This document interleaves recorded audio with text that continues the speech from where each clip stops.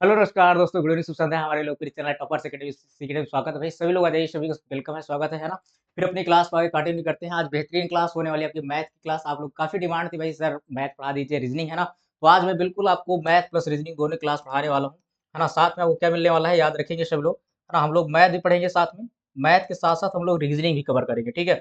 Basic से एकदम शुरू करेंगे और बेहतरीन ट्रिक के साथ मैं आपको पढ़ा दूंगा, आपको बेहतर तरीके से समझ में आ जाएगी। तो याद रखिएगा, मैथ प्लस रीजनिंग दोनों को मैं आपको कवर कराऊंगा। आप लोग को बेहतर तरीके से डेली क्लास को देखना है और आपको एकदम कॉन्सेप्ट बाय कॉन्सेप्ट समझ में आ जाएगा। फिर अगर आपकी डिमांड होगी सर चैप्टर वाइज ले आइए, तो अभी तो मैंने फिलहाल मिक्स लाया है। अगर आपको डिमांड होगी सर चैप्टर वाइज, तो मैं चैप्टर वाइज भी ले आऊंगा, आपको करा दूंगा। तो आप लोग को बेहतर तरीके से पढ़ना है और बेहतरीन तरीके से शुरुआत कर देना भैया, है ना। मैथ से आपको एक चीज मैं बता दूं, है ना, अगर देखो किसी का सिलेक्शन हुआ है ना आज तक, जिसकी मैथ अच्छी है, मैथ जिसकी अच्छी है प्लस आपकी रीजनिंग अच्छी है ना। अगर किसी का सिलेक्शन हुआ है तो रीजन यही है, सिलेक्शन का सबसे बड़ा सिलेक्शन का रीजन आपका मैथ और रीजनिंग है। जिसका सिलेक्शन हुआ मैथ, यानी मैथ अच्छी है आपकी, रीजनिंग अच्छी है, तो सिलेक्शन आप आसानी से ले लोगे, है ना। क्योंकि देखो जीके जीएस तो सब पढ़ता है, मैथ और रीजनिंग, है ना, एक फोबिया बन जाती है, मैथ फोबिया जिसे बोलते हैं ना। यार इस मैथ फोबिया से दूर होना है सबको, याद रखना। आइए देखिए पहले क्वेश्चन की तरफ मूव करते हो। पहला क्वेश्चन क्या है, सभी लोग बताएंगे इसका जवाब क्या होने वाला है ना। बेहतरीन तरीके से मैं आपको समझाऊंगा, समझ में आ जाएगा, उम्मीद करता हूँ आप लोग बढ़िया समझोगे। चलिए देखिए क्या कह रहा है पहला क्वेश्चन, है ना। What is the sum of the first 5 prime, है ना, प्राइम नंबर्स। आपको पहली बात तो ये पता होना चाहिए प्राइम नंबर्स क्या होती है, यानी कि अभाज्य संख्याएं क्या होती हैं। आपको उम्मीद करता हूँ अभाज्य संख्या मालूम होगा, है ना। तो अभाज्य संख्या क्या होती है समझ लीजिए। अभाज्य संख्या, है ना, इसके मात्र कितने होते हैं सर, दो फैक्टर होते हैं। ऐसे संख्याएं जिसके मात्र दो फैक्टर हो, जैसे जीरो और, है ना, जीरो और स्वयं, यानी कि कोई सिर्फ नंबर हो, जीरो से और स्वयं से, याद रखना, जीरो और स्वयं सिर्फ दो ही से क्या हो, से इसके दो मात्र कितने फैक्टर हो, तो मात्र टू फैक्टर हो, जिससे विभाजित किससे हो, यानी कि एक से हो, सॉरी एक से हो और किससे हो, तो याद रखना सर एक से हो, यानी एक से हो जाएगी और साथ में आपकी स्वयं नंबर से हो जाएगी। एक से और स्वयं नंबर से, याद रखेंगे, एक से और स्वयं नंबर से, है ना। जैसे कि मान लीजिए आपको मैं बोलूं दो, दो क्या हो जाएगी सर, एक से डिविजिबल है और आपकी दो, यानी स्वयं नंबर से हो जाएगी। अगर बोलो तीन, है ना, तीन क्या हो जाएगी सर, एक हो जाएगी और तीन से हो जाएगी, है ना। अगर बोलो पांच, तो पांच क्या हो जाएगी सर, एक और पांच से। ये आपकी सभी कितने हैं, अभाज्य संख्या है, तो याद रखना। अब भाज्य संख्या क्या होती है समझिए, भाज्य संख्या, अगर भाज्य संख्या की बात करूं तो ऐसी संख्या जिसकी, है ना, फैक्टर दो से अधिक होते हैं। फैक्टर कितने होते हैं सर, दो से अधिक फैक्टर होते हैं, उसे क्या कहते हैं, भाज्य संख्या कहते हैं। तो याद रखना, जैसे अगर बोलूं तो चार, है ना, देखो वन से भी है, टू से भी है, फोर से मिल गए, दो से अधिक फैक्टर, बिल्कुल आपकी क्या हो जाएगी, भाज्य। अगर बोलूं तो आठ, आठ को ले लो, देखो वन भी हो जाएगा, टू से भी हो जाएगा, फोर से भी हो जाएगा और आठ से भी हो जाएगा। ये सभी आपकी क्या हो जाएंगी सर, भाज्य हो जाएंगी। यानी जिसके दो से अधिक फैक्टर होते हैं वो आपकी भाज्य होती है, जिसमें से मात्र दो फैक्टर होते हैं आपकी अभाज्य संख्या होती है। सीधी सी बात है। अब देखो क्वेश्चन की तरफ आते हैं, और क्वेश्चन क्या है इसको समझने की कोशिश करिएगा, मैं उम्मीद करूंगा समझ में आ जाएगा बेहतर तरीके से। देखिए क्या कह रहा है क्वेश्चन, कह रहा है कि पांच अभाज्य संख्याओं का योग क्या होगा, प्रथम पांच, है ना। तो प्रथम पांच अभाज्य संख्याएं कौन कौन सी हो जाएंगी, तो पहली आपकी दो हो जाएगी, फिर देखिएगा तीन हो जाएगी, पांच हो जाएगी, सात हो जाएगी, नौ नहीं होगी, याद रखिए 11 हो जाएगी, है ना। तो ये पांच आपकी प्रथम अभाज्य संख्या है, कौन कौन सी, दो, तीन, पांच, सात, 11। अब कह रहा है इनका योग, तो अब इन सभी का भैया सम निकाल लो, सम निकाल लो, है ना। सभी को क्या कर लो भैया, ऐड कर लो। तो दो तीन क्या हो जाएगा, पांच, पांच तीन आठ, आठ सात कितना होता है, जल्दी से कमेंट बताएंगे सब, आठ सात 15 और 15 11 कितना हो जाएगा। सभी लोग कमेंट करके बता देंगे क्या हो जाएगा, सभी साथी कमेंट करेंगे 15, है ना। क्या हो जाएगा, सभी लोग बताएंगे 26, है ना। तो याद रखेंगे आंसर क्या हो जाएगा, उम्मीद करता हूँ समझ में आ गया होगा क्या आंसर होने वाला है। सभी साथियों का आंसर हो जाएगा, क्या होगा बताइए, कमेंट कर बताओ ना क्या हो जाएगा। फिर से ऐड कर लो, एक बार फिर से ऐड कर लो भैया, है ना। पांच तीन आठ, आठ पांच 13, 13 में सात ऐड कर दोगे क्या हो जाएगा, 13 प्लस सात, सात तीन 10, है ना, 20, और 20 कर क्या रहो भाई, है ना। एक बार फिर से ऐड करना भाई, तीन दो पांच, क्या हो गया पांच, पांच पांच 10, 10 सात 17, 17 में आप 11 ऐड करो भैया, क्या हो जाएगा टू, यानी 8 आपके 28 हो गया, क्या हो गया भाई 28। यार ना आंसर क्या हो जाएगा, 28 हो जाएगा, सीधी सी बात है ना। तो ऐड करना आसानी से सीख लेना, दो तीन पांच, पांच पांच, है ना, 10, 10 सात 17, 17 11, आपको फिर से क्या हो गया 28, याद रखना सभी लोग। तो ये बात आपकी हो जाएगी, तो करेक्ट जवाब क्या हो जाएगा, पहला का आपका 28 हो जाएगा। इधर से मैं साफ से लिख देता हूँ, जो आप लोग बाद में देखोगे क्लास तो उनको भी आपको समझ में आना चाहिए। तो क्या करना है, तो पहले आपकी दो हो जाएगा, प्लस आपका तीन हो जाएगा, प्लस आपका पांच हो जाएगी, प्लस आपका सात हो जाएगी, प्लस आपकी 11, है ना। ये आपकी प्रथम पांच भाज्य संख्या, इनको ऐड कर लेना, तो आपका आंसर क्या आ जाएगा सर, 28 आ जाएगा। उम्मीद करता हूँ पहला समझ में आ गया होगा। आइए अब देखते हैं दूसरा क्वेश्चन क्या कह रहा है। प्रथम 10 अभाज्य संख्या, एक क्वेश्चन उसी से और ले लिया गया है, तो आप लोग को समझना है प्रथम 10 अभाज्य संख्याओं का योग क्या होने वाला है। तो आपको प्रथम 10 अभाज्य संख्या लिखना है, क्या लिखना है सर, प्रथम 10 अभाज्य संख्या लिखना है।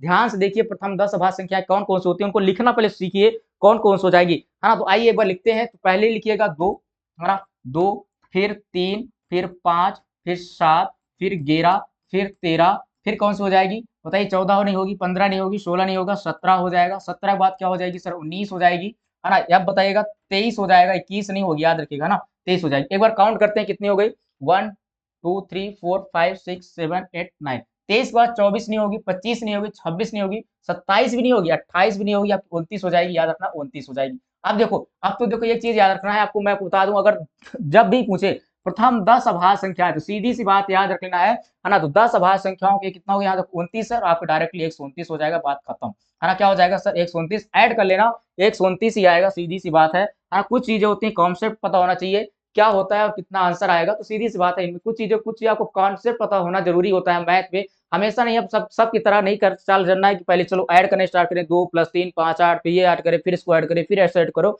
यार ना, जब भी आपको 10 अभाज्य संख्या बोलेगा तो डायरेक्टली आपको पता होना चाहिए लास्ट 29 है, और लास्ट में क्या हो जाएगा 129, सीधी सी बात हो जाएगी। 10 अभाज्य संख्याओं का योग कितना हो जाएगा सर 129 हो जाएगा। उम्मीद करता हूँ कैसे आया है, तो फिर से याद रख लेने को, सभी को सम किया गया है, क्या किया गया है, सभी को ऐड किया गया है, क्या किया गया है सर, सभी को ऐड किया गया है ना? इनको सम कर लेना आप सभी लोग, तो सम करोगे तो आपको 129 मिल जाएगा। इस तरीके से आपको 10 अभाज्य संख्याओं का योग क्या मिल जाएगा सर 129 हो जाएगा। उम्मीद करता हूँ समझ में आ गया होगा, है ना? इस बार कमेंट कर बताएंगे सर हाँ सही है, कोई दिक्कत नहीं है, तो 129 सही जवाब हो जाएगा। आइए नेक्स्ट क्वेश्चन की तरफ देखते हैं, एक बार कमेंट कर बताएंगे दूसरा क्वेश्चन, है ना? क्या होने वाला है क्वेश्चन का जवाब, देखिए क्या कह रहा है, find the sum of mean, median and mode, है ना? अक्सर हमेशा क्वेश्चन यहाँ से आता है, मीन से, मीडियन से और मोड से। तो आइए बात करते हैं, देखिए आपकी आंकड़े दिए गए हैं, संख्या है, इनका मध्य, माध्यक और बहुलक ज्ञात करते हैं। तो याद रख लीजिए, पहली बात, जब भी हमको मतलब माध्यिका बोले या मीन, मीडियम बोले, तो क्या करना है, इनको जो भी संख्या दी रहे हैं इनको एक आरोही क्रम में सेट कर लो, है ना? तो पहले आरोही क्रम में सेट करो, पहले क्या हो जाएगा 1 2, फिर 3 है, फिर आपका 4 हो जाएगा, फिर आपका 5 हो जाएगा, फिर देखो 6 भी है, 6 हो जाएगा, है ना? 5 कई बार है, तो कई बार थोड़ा ध्यान देना, 5 है यहाँ पर भी, 1 2 3 है, तो 3 बार 5 लिखेंगे, 3 बार 5 लिख लीजिए, फिर लिख लीजिए 6, फिर लिखिए 7, फिर लिखिए 8, यही है। 9 भी है, 9 भी लिख लीजिए। तो जितनी भी रहे देख लेना है, पहले इनको सभी क्या करना है, आरोही क्रम में लिखेंगे। क्या करेंगे सर, आरोही। आरोही मतलब क्या होता है सर, छोटे से बढ़ते क्रम, है ना? तो छोटे से बढ़ते क्रम हम लोग लिखते हैं आरोही क्रम। अब देखिए हम लोग पहले एक एक पॉइंट करेंगे, मीन को करेंगे, फिर मीडियन करेंगे, फिर मोड को करेंगे। तो याद रखना, मीन को क्या करना है, तो सभी संख्याओं का योग कर लीजिए, है ना? मीन कैसे निकालते हैं, तो याद रखना मीन, है ना? तो मीन कैसे निकालते हैं, सभी संख्याओं का योग करिए और जितनी संख्या है उससे भाग कर दीजिए। अब लोग एक बार ऐड करने की कोशिश करिए, कितना हो जाएगा, सभी लोग कमेंट बताएंगे सर ऐड करेंगे तो क्या आ जाएगा, है ना? उम्मीद करिए ऐड करते हैं, एक बार देखिए बताइए ऐड करने के पश्चात कितना आ जाएगा आपका, है ना? ऐड करिए, क्या हो जाएगा, अगर बात किया जाए तो सर 1 और 2 3, 3 3 6, 6 4 10, 10 5 15, 15 5 20, 20 5 25, 25 6 क्या हो जाएगा सर 31, 31 में 7 ऐड करोगे 38, 38 में 8 ऐड करोगे कितना हो जाएगा, सभी लोग बताएंगे 38 में 8 ऐड कर 46, 46 में अगर 9 ऐड करोगे तो क्या हो जाएगा सर 55, क्या हो जाएगा 55। याद रखना संख्या कितनी है, तो 1 2 3 4 5 6 7 8 9 10 11, कितनी हो जाएंगी सर 11 है। अगर आप 11 से 55 में भाग दे दोगे, क्या करोगे सर 11 से, है ना, 55 में भाग दोगे क्या आ जाएगा, सभी लोग कमेंट करके बताएंगे क्या हो जाएगा, कमेंट करके बताएंगे क्या होने वाला है। तो 11 चौक 44 होता है, 11 25 55 होता है, तो क्या हो जाएगा, सीधी सी बात है 5 बार में कट गया, यानी कि आपका मीन कितना आ गया सर 5 आ गया, सीधी सी बात है। आप देखो क्या बोला है कि मीडियन, तो मीडियन निकाल लीजिए सब लोग, क्या निकालिए मीडियन। आइए मीडियन को निकालता हूँ, आपको बताता हूँ मीडियन की बात अगर बात किया जाए तो मीडियन क्या होता है, तो देखिए इधर संख्या काउंट करिए कितनी है टोटल, है ना? तो मैंने बताया 11 है, तो सीधी सी बात है मीडियन निकालना बहुत आसानी हो गया। तो 5 संख्या इधर निकाल दीजिए, 5 संख्या इधर निकालिए, 2 3 4 5 और इधर 5, बीच में कौन संख्या बची आपकी 5, तो ये आपकी मीडियन क्या हो जाएगी, डायरेक्टली आपको पता चल गया सर 5 हो जाएगी। बहुलक क्या होता है, यानी कि आपका मोड क्या होता है, याद रखना जो सर्वाधिक बार आई होती है वो आपकी बहुलक हो जाएगा, और बहुलक भी क्या हो जाएगा, सर्वाधिक बार क्या आया है 5 आपका 3 बार आया है, 5 आपका 3 बार आया है, तो आपका क्या हो जाएगा, मोड क्या हो जाएगा, तो आपका मोड को याद रखना सर 5 हो जाएगा।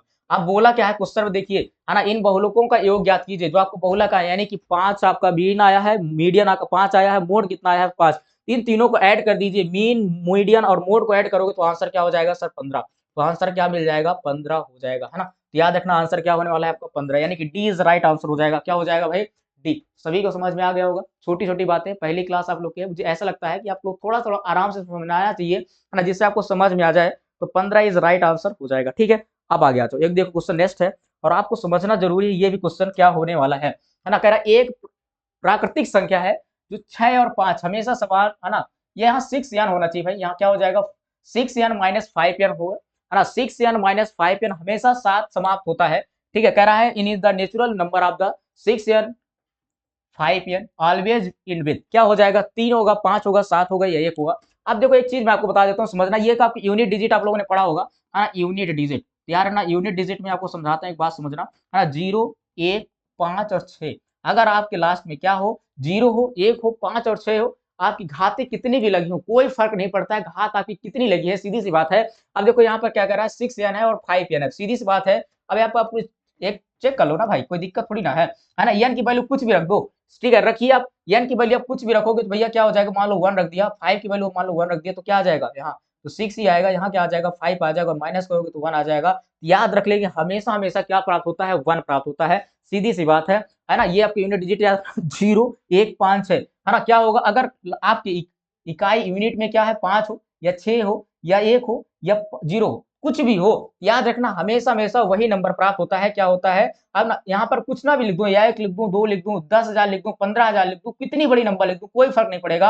आपका क्या आंसर आएगा सर, यूनिट डिजिट आपको 5 ही प्राप्त होगी। क्या होगी, 5 ही प्राप्त होगी। तो याद रखना, अब ऐसे 6 - 5 कर दूंगा तो क्या आंसर आ जाएगा सर, 1 आ जाएगा। उम्मीद करता हूँ ये बात आपको समझ में आ गई होगी, इसलिए करेक्ट जवाब क्या हो जाएगा, 4 का डी हो जाएगा, यानी कि 1 हो जाएगा। समझ में आ रहा है ना। छोटा सा क्वेश्चन था, ज्यादा खास बड़ा नहीं था कि कैसा बहुत बड़ा हलवा है सर, ऐसा कुछ भी नहीं है ना। तो आसानी समझ में आ गया होगा। एक ये था, यूनिट डिजिट से मैंने क्वेश्चन लिया था, थोड़ा सा लेवल अच्छा किया था यहाँ पर, तो आपको समझ लेना है, ठीक है। नेक्स्ट क्वेश्चन देखिए बात करते हैं, है ना, एलसीएम, फाइंड द एलसीएम, है ना, ऑफ, ये देखो आपकी जो भिन्न वाली संख्या होती है ना, भिन्न वाले, तो भिन्न वाले एलसीएम कैसे निकालते हैं, सीधी सी बात, देखो ये फाइंड एलसीएम बोला है, जब एलसीएम निकालने के लिए बोले तो याद रखना है, हर पहले इसको भिन्न में लिख लीजिए, 1/3 आपको समझ में आ जाए, 5/6, ये 2/9 है, और आपका 4/27 है, ये है आपकी भिन्न, ठीक है। अब इनका निकालना है आपको एलसीएम।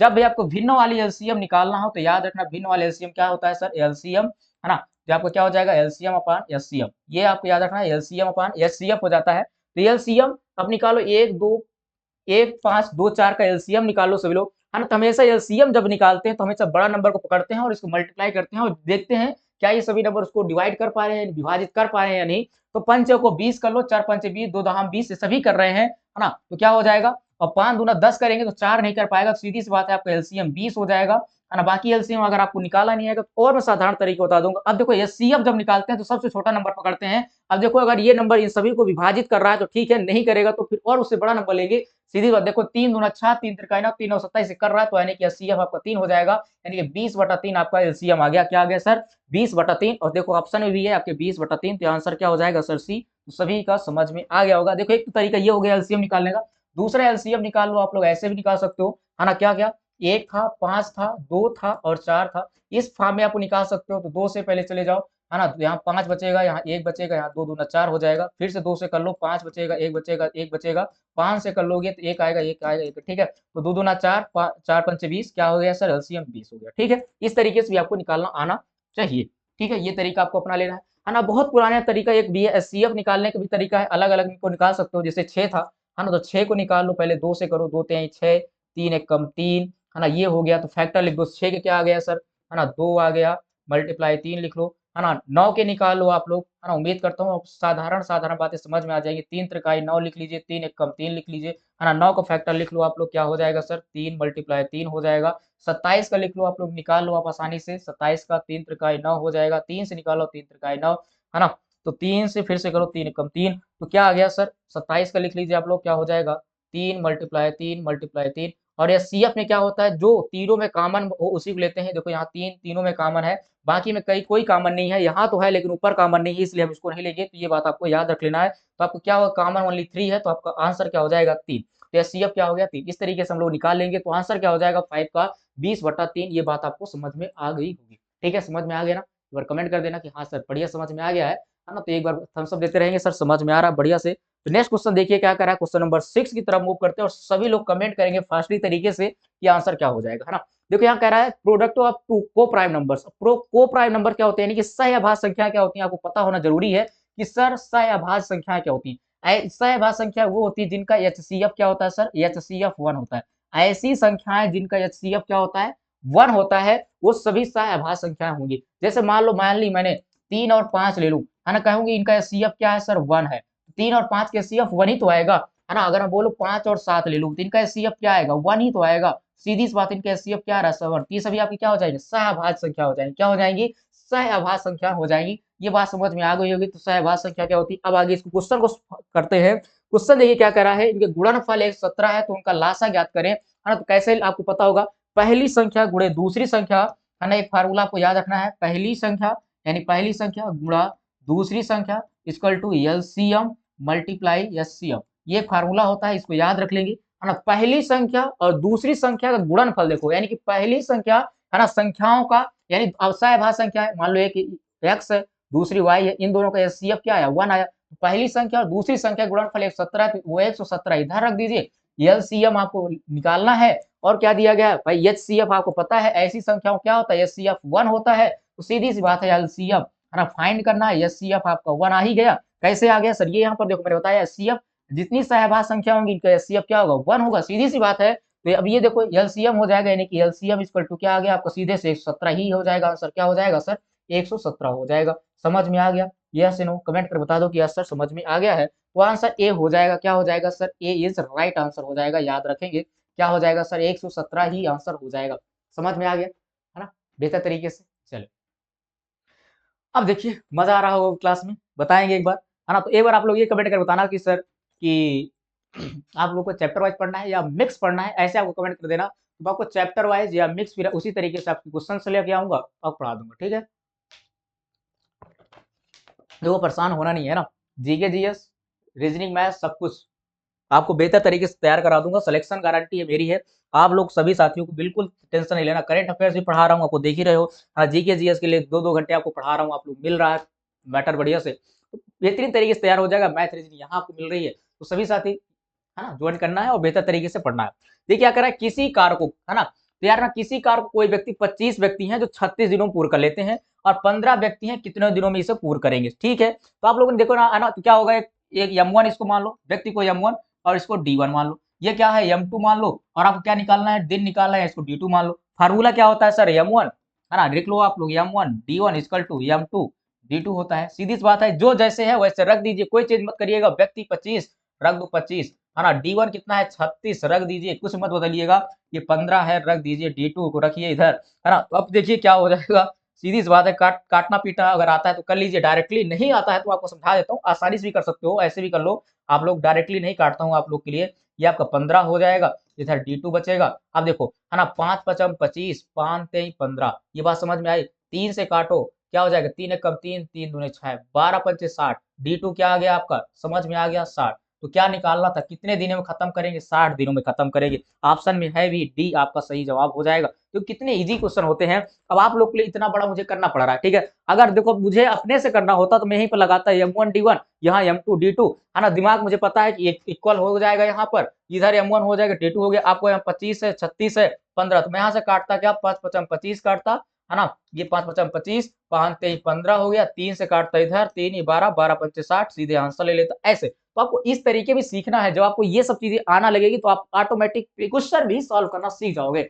आपको सीखना भी जरूरी है, देखो एग्जाम में बहुत ज्यादा टाइम तो आपके खैर टीचिंग्स वालों के लिए दिक्कत नहीं है, लेकिन जो इतने एसएससी की तैयारी कर रहे हो है ना, उनके लिए समस्या हो जाएगी, रेलवे की वहां टाइम कम मिलता है, तो आपको क्वेश्चन भी क्वेश्चन सॉल्व कर लेना है, ये सब लिखने की जरूरत नहीं होनी चाहिए। आप ऐसे है ना, आप ये कहते हैं ना कि आप जितना पेन घिसेंगे उतना आप भी घिसेंगे, है ना, सीधी सी बात है, आपको पेन घिसना पड़ेगा, अगर सिलेक्शन लेना है तो आपको पेन घिसना पड़ेगा, है ना, रफों को फुल करना पड़ेगा, रात दिन करना पड़ेगा, सिर्फ एक ही सपना है होना चाहिए, सर पेन घिसेंगे तभी कुछ होगा, अगर आप पेन नहीं घिसेंगे तो कुछ नहीं होने वाला है, ना मिलने वाला है, जान लीजिए ये, ठीक है। आगे आइए देखते हैं नेक्स्ट क्वेश्चन क्या रहा है, क्वेश्चन नंबर 8, और 8 की बात अगर कर लिया जाए, देखो हरि तथा श्याम की आयु का अनुपात दिया गया है 5:7 है, और 4 वर्ष बाद उनकी आयु का अनुपात 34 हो जाता है, हरि की वर्तमान आयु याद करो।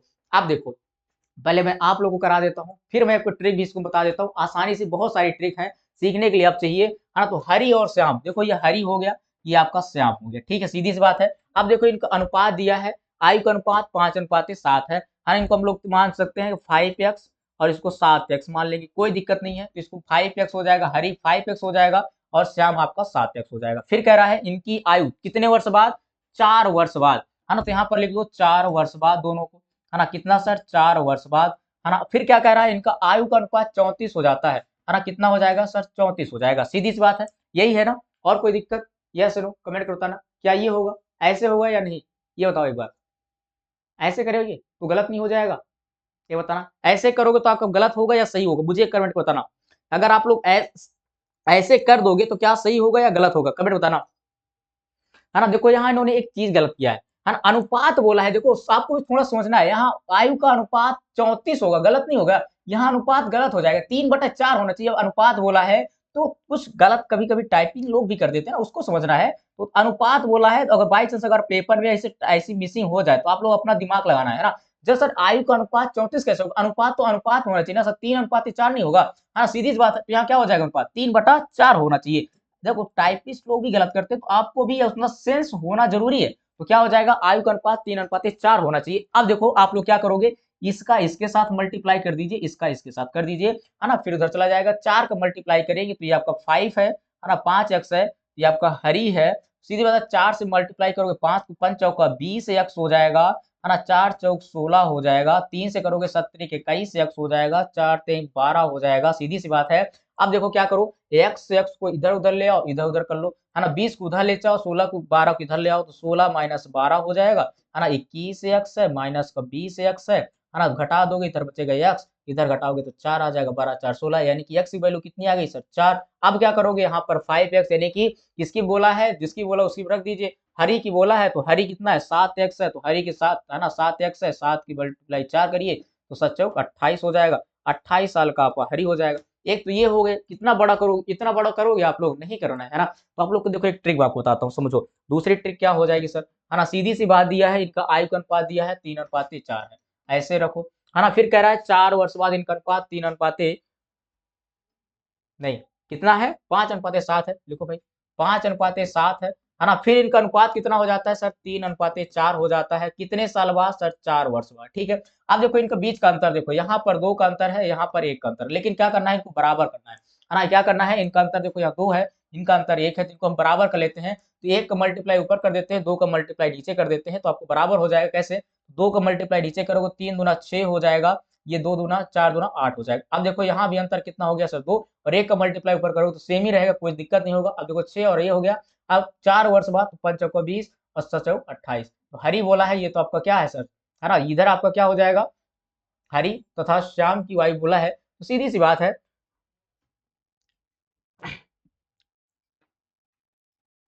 हरी की बोला था ना भाई, तो 20 हो जाएगा। है ना? हम किसकी निकाल दिए? यहाँ श्याम, ये किसकी है सर? श्याम की हो जाएगी। है ना? हरी की निकाल लो यहाँ पर, हरी की निकाल लो। है ना? हरी पहले है, श्याम बाद में, तो हरी आपका 5 है ना? तो हरी की निकालो भाई, 5x मैंने देखा नहीं तो सॉरी भाई उसके लिए। है ना? 5 चौको 20 हो जाएगा। है ना? आंसर 20 आएगा यहाँ पर। हरी की बोला था तो 20 हो जाएगा, ध्यान देंगे। 20 वर्ष हो जाएगी, सीधी-सी बात है। अगर श्याम की बोलता तो 28 वर्ष हो जाती, ठीक है? अब देखो यहाँ पर श्याम की हो जाएगा 5 चौका 20, है ना? श्याम की क्या हो जाएगी सर? 20 हो जाएगी और हरी क्या हो जाएगी? 28 हो जाएगी, ठीक? इस तरीके से आपको समझ लेना है। कोई क्लियर डाउट नहीं होना चाहिए, है ना? क्लियर है? हरी और श्याम दोनों को मैंने आपको बता दिया है, तो आंसर क्या हो जाएगा सर? 20 हो जाएगा, ठीक है? अब आगे आ जाओ। हाँ, यहाँ पर श्याम की पूछा था, है ना? श्याम की हमने निकाल दिया था, जबकि पूछा हरी की था, तो हमने ध्यान नहीं दिया, तो ध्यान देना यहाँ पर, है ना? तो हरी आपका हमने यहाँ पर देख लिया था और इधर वो हो गया था, ठीक है? कोई दिक्कत नहीं है, समझ में आ जाए, है? निकालना आना चाहिए, कैसी बात हो। देखो क्या है, ए की आय बी की आय से 25% अधिक है, थोड़ा परसेंटेज से है, तो यहाँ से आसानी से समझ लेना भैया, ए की आय बी की आय से 25% अधिक है तथा बी की आय सी की आय से 20% अधिक है ना? यहाँ देखो 25% अधिक है, तो है ना? ए की आय बी से और बी की आय सी से 20% अधिक है। ऐसे क्वेश्चनों कैसे करेंगे सर? ए की आय सी से कितना होगा? तो आसानी से आपको निकाल लेना है, कैसे करना है देखो आपको बताता हूँ, है ना? तो हमेशा यहाँ पर उल्टा चलते हैं, ऐसे उल्टा क्वेश्चन को सॉल्व करते हैं, तो यार पहले ए लिख लो, यहाँ बी लिख लो, यहाँ सी लिख लो। अब देखो कहा गया है कि ए की आय सी की आय कितना प्रतिशत अधिक, कोई बात नहीं, सी की आय, है ना? देखो क्या कर रहा है, बी की जो आय है, यानी कि बी की आय सी की आय से 20% अधिक है। अगर मान लो हम सी की आय 100 मान लें, कितनी मान लें सर? 100। अब देखो बी की आय सी से कितने 20% अधिक है, तो 100 से 20% अधिक है। अगर आप लोग 100 का 20% निकालोगे, तो सिंपल सी बात है सर, क्या हो जाएगा? 20 आ जाएगा। यानी कि 20 में 100 में क्या कर दो सर? 20 ऐड कर दो, यानी कि आपकी बी की वैल्यू कितनी आ गई सर?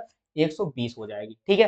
अब फिर देखो क्या कर रहा है, पीछे आ जाओ अभी से, है ना? कह रहा है जो ए है बी की 25% अधिक है, यानी कि अभी जो ए है बी का 25% अधिक है, तो अब 120 का 25% आप लोग निकाल लो। पहले आप लोग को आना चाहिए, है ना? परसेंटेज निकालना नहीं आता, बताना सिखा दूंगा। 25 चौको 100 हो जाएगा, 4 से काटना, 4 3 12, यानी कि क्या हो जाएगा? 30।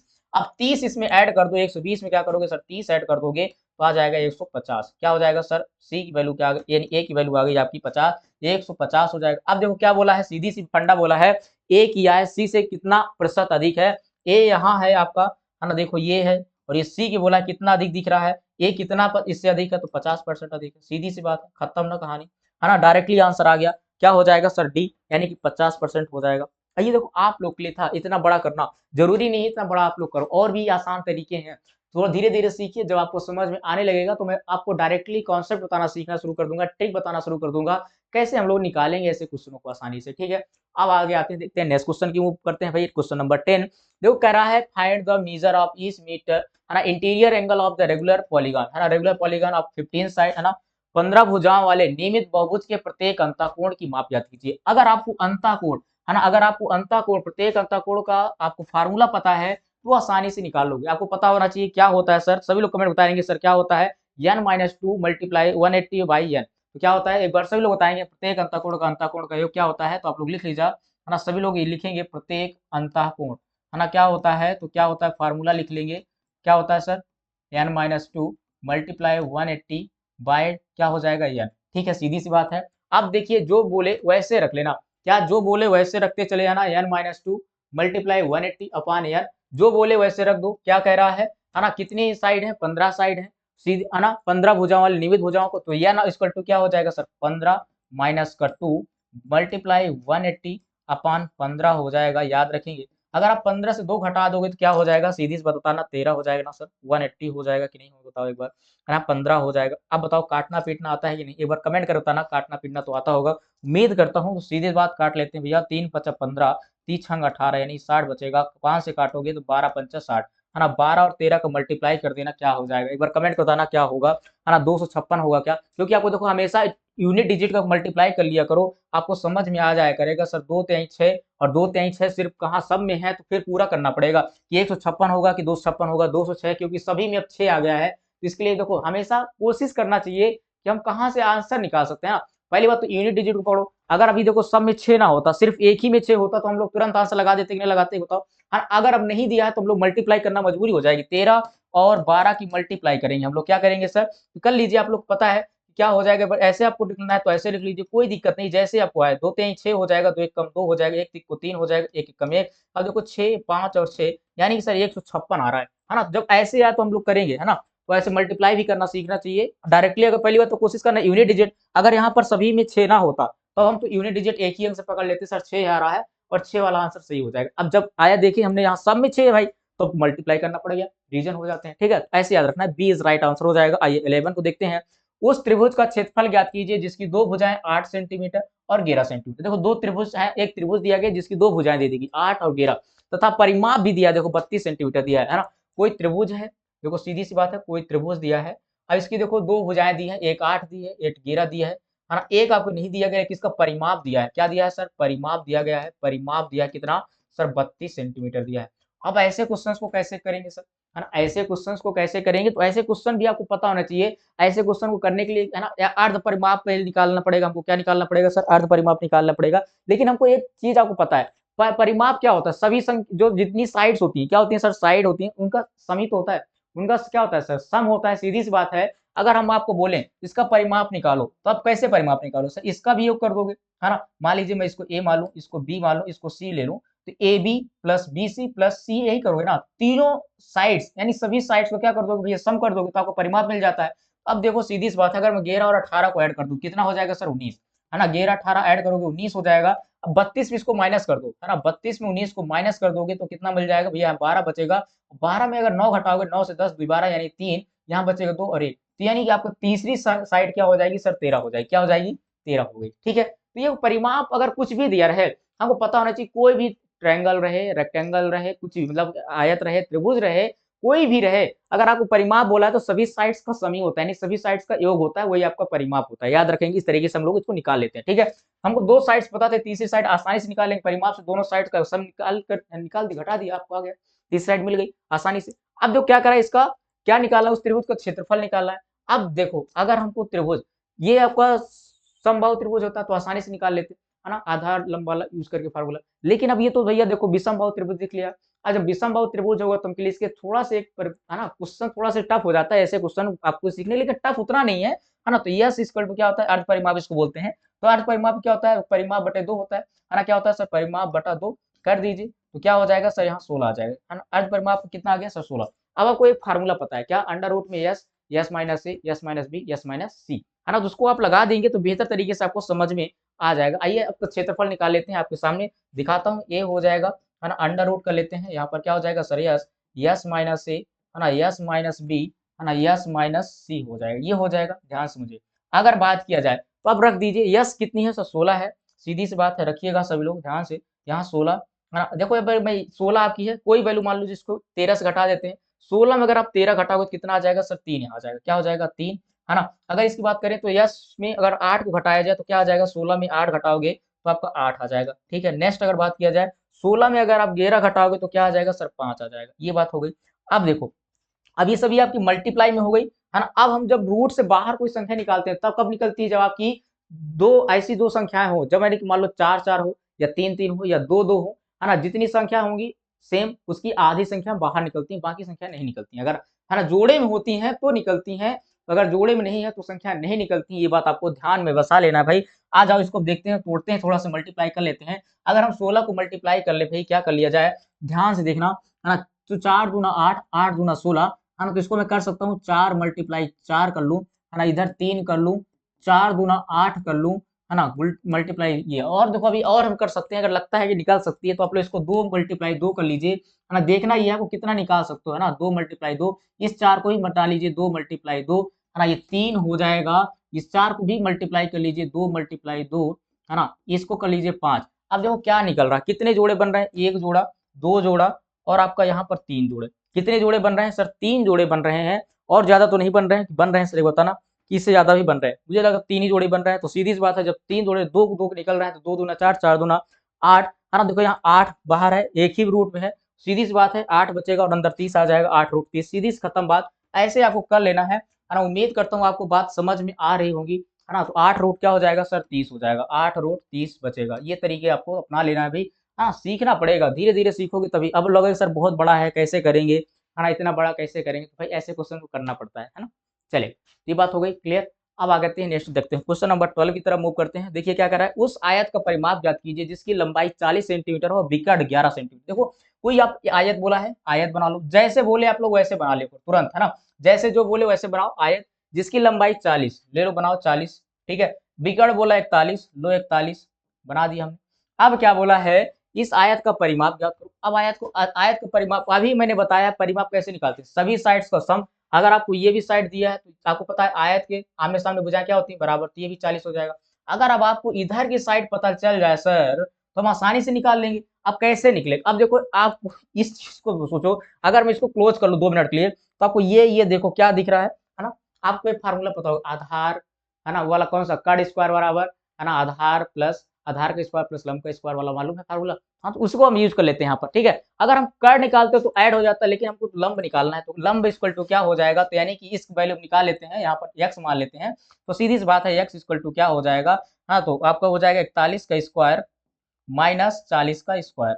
ठीक है, यही हो जाएगा कि नहीं, एक बार कमेंट करके बताना कि यही सर हो जाएगा। अब 41, अब देखो अब सर स्क्वायर कैसे याद होंगे, हाँ, तो स्क्वायर भी आपको याद कर लेना, मैं उम्मीद करता हूँ आपको याद होंगे। यानी फिर आपको एक ट्रिक भी है, इनको ट्रिक निकालने के लिए, स्क्वायर की ट्रिक है, सभी की ट्रिक है, तो याद रखना। अब 41 की स्क्वायर कैसे आएगा, आपको याद होने चाहिए, 1681 होता है, और 40 का सबको पता है सर, 4 चौक 16 यानी कि 16 हो जाएगा। याद रखना 1681 आपका किसका हो जाएगा सर, 41 का, 1681 हो जाएगा, और इधर 16 हो जाएगा, ठीक है।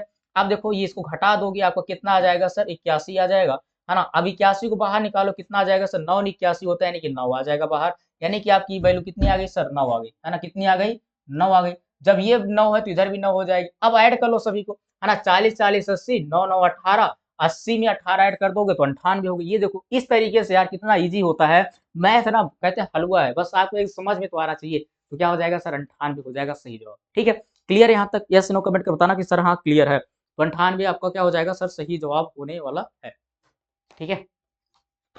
मजा आ रही है।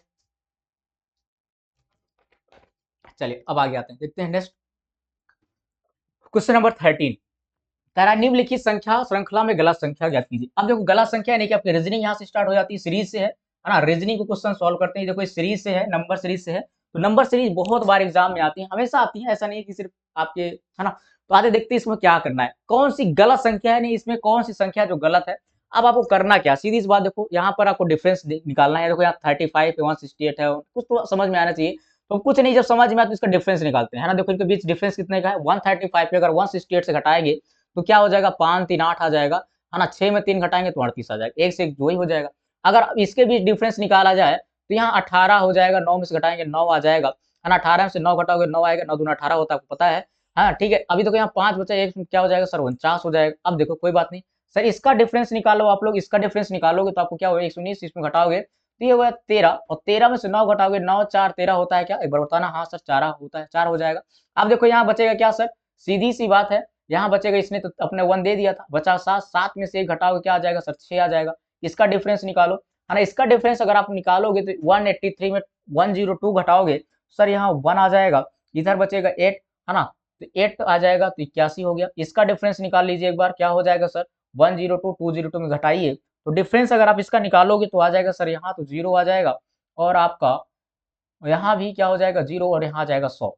अब आपको देखो कुछ समझ में आ रहा होगा, अभी इसमें क्या समझ में आया क्या किसी को, है ना। उम्मीद कर रहा हूँ समझ में आना स्टार्ट हो गया होगा। देखो ये सर 7 का वर्ग है, 749, ये सर 8 का वर्ग है, ये सर 9 का वर्ग है, ये 10 का वर्ग है ना। लेकिन ये किसी का वर्ग नहीं है, तो यही संख्या तो गलत थी, तो यानी पहली संख्या क्या हो जाएगी सर, गलत हो जाएगी। 135 आपकी क्या हो जाएगी, रॉन्ग इज नंबर, है ना। तो इस तरीके से नंबर सीरीज के क्वेश्चंस को करना होगा हमको सॉल्व, है ना। तो देखो हमने क्या किया, डिफरेंस निकाला, नीचे फिर देखा सभी ये सभी नंबर्स क्या है सर, वर्ग है, लेकिन ये आप किसी का वर्ग नहीं, तो पहली संख्या क्या हो जाएगी आपकी, रॉन्ग नंबर हो जाएगी। गलत संख्या पूछा था तो गलत ही तुमको निकाल के बताना था कि इसमें गलत कौन सी है, तो याद रख लेंगे। समझ में आ गया कि नहीं सर, 135 इज राइट आंसर हो जाएगा, क्या हो जाएगा 135, ये बात आपको याद रख लेना है। क्वेश्चन नंबर 14 देखिए क्या कर रहा है, निम्नलिखित संख्या श्रृंखला में प्रश्न चिन्ह के स्थान पर क्या आना चाहिए। अब देखो कहां पर है प्रश्न चिन्ह, है ना, कहीं पर प्रश्न चिन्ह ही नहीं है, तो हम यहाँ पर होना चाहिए प्रश्न चिन्ह। अब देखिए अब कैसे करेंगे हम ना इसके बारे में। अब आप थोड़ा सा दिमाग देखिए, रीजनिंग क्या होता है ना, प्रेजेंस ऑफ माइंड होती है। अगर आपने दिमाग प्रेजेंट टाइम जैसे सॉल्व कर रहे हो, तुरंत दिमाग में क्लिक कर गया तो आप बेहतर कर जाओगे। अगर दिमाग में क्लिक नहीं किया तो आप बैठे रह जाओगे, सोचते रहोगे इसमें सर क्या होगा, कैसे होगा, क्या करेंगे, है ना। तो वो चीज आपको सोचते रह जाने मजबूर कर देगी, इसलिए हमको सोचना कम है, दिमाग अपना ज्यादा दौड़ाना है। अगर बात किया जाए तो सभी लोग अगर कमेंट कर बताएंगे क्या हो जाएगा, दिमाग लगाइए, सभी सभी सभी साथी कमेंट कर बताइए, है ना। तो क्या हो जाएगा, अब देखो मैं आपको दिमाग लगाता हूँ, सोचाइएगा, है ना, सोचिएगा, देखिए दिमाग क्लिक करेगा सर क्या कह रहे हैं, हाँ ऐसा है क्या, बिल्कुल। देखो ये 5 लिखा है, अगर मैं इसको कहूँ सर 2 का वर्ग करिए, 2 का वर्ग 2 दूना 4 प्लस 1 कर दीजिए, यानी 5 हो गया कि नहीं। अब देखो 26 है, अगर मैं कहूँ किसका हो जाएगा, अगर मैं बात करूँ किसका वर्ग हो जाएगा, कमेंट करता हूँ 26 किसका होने वाला है, 3 का क्यूब कर दीजिए। देखो 3 का 3 त्रिकाई 9 9 27 होता है, 3 का क्यूब करिए -1 कर दीजिए। अच्छा सर ऐसा भी है क्या, हाँ देखो यहाँ स्क्वायर, लेकिन यहाँ पर क्या सर क्यूब। अब देखो इसमें क्या हो जाएगा, 4 का स्क्वायर प्लस 1, देखो क्रम चल रहा है, पहले प्लस फिर माइनस। अब देखो कि 124 किसका क्यूब करें और फिर कितना एक माइनस कर देंगे, तो किसका क्यूब कर दें 124 में, तो 5 का क्यूब करिए, कितना होता है सर 125, 5 55 25 है ना, 125 हो जाएगा। तो 5 का क्यूब करेंगे -1 तो 125 हो जाएगा, है ना, 24 आ जाएगा। अब 37 देखो क्या सर किसका, तो 6 का वर्ग करिए, यानी 6 छंग 36, है ना, प्लस 1 आ गया। अब नेक्स्ट नंबर देखो क्रम क्या चल रहा है, पहले हम 2 का किए, 3 का किए, 4 का किए, 5 का किए, 6 का। अब 7 का क्या करना पड़ेगा हमको, क्यूब -1। अब 7 का क्यूब कितना होता है, जल्दी से कमेंट करके बताओ सर 7 का क्यूब कितना होता है, सभी लोग कमेंट करेंगे सर 343 होता है क्या, 7 का क्यूब कितना होता है 343, याद रखिएगा 7 का क्यूब कितना होता है सर 343, और इसमें 1 को माइनस करिए 342 हो जाएगा, क्या हो जाएगा सर 342। यहाँ क्रम आपका प्रश्नवाचक चिन्ह था, नंबर क्या आ गया 342, देखो ऑप्शन कहीं है तो 342 नहीं हो गया आंसर, तो सी इज राइट आंसर हो जाएगा। समझ में आया कि नहीं, एक बार कमेंट कर बताना कि समझ में आया सर, है ना। इस तरीके से देखो आसानी भाषा में सीख लेना है हमको, तो समझ में आ गया होगा उम्मीद करता हूँ। तो है ना सभी लोग एक बार क्लास को लाइक कर देंगे, शेयर कर देंगे, है ना, सभी साथियों तक अपनी क्लास को शेयर करिएगा, लाइक करिएगा, है ना। बताइएगा आपको कैसी क्लास चाहिए, तो कल से आपको ऐसे क्लास लाऊंगा, है ना। जैसे बोलोगे सर चैप्टर वाइज करा दीजिए, चैप्टर वाइज करा दूंगा, है ना। अगर आप मिक्स बोलोगे तो मिक्स करा दूंगा। तो सभी साथी जुड़ने के लिए बहुत बहुत धन्यवाद, मिलते हैं आप लोगों से कल ठीक आपके 10 बजे, ठीक है, धन्यवाद।